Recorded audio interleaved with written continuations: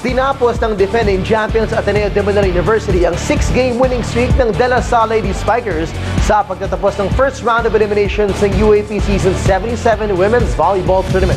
Sa kanilang unang paghaharap mula nung finals ng UAP Season 76, nasungkit ng defending champions ang kanilang ikapitong sunod na panalo at ang top spot sa pagtatapos ng first round matapos nilang maungusan ulit ang kanilang mga karibal mula sa La Salle.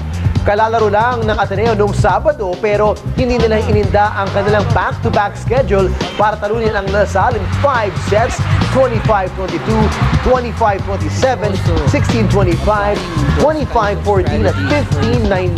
Maagang lumamang ang La Salle sa 2 sets to 1 pero humabol ang Ateneo sa 4th set bago tuluyang dinomina ang 5th and final set. Sa likod ng kanilang team captain at ace player na si Eliza Valdez. Nalasap naman ng La Salle ang kanilang unang talo ngayong season. Hindi nakatulong ang masamang laro ng kanilang team captain at leading scorer na si Ara Galang na gumawa lang ng 11 points.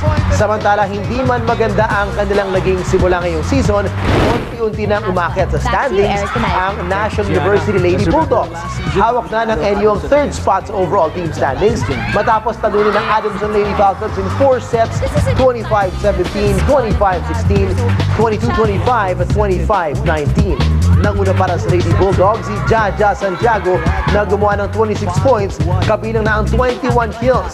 Ito na rin ang ikalawang sunod na panalo ng NU sa ilalim ng kanilang bagong coach na si Roger Correa. Dahil sa talo, bumagsak naman ang Adamson sa record na 3-4, katabla ang Far Eastern University Lady Tamaraos at University of the Philippines Lady Maroons.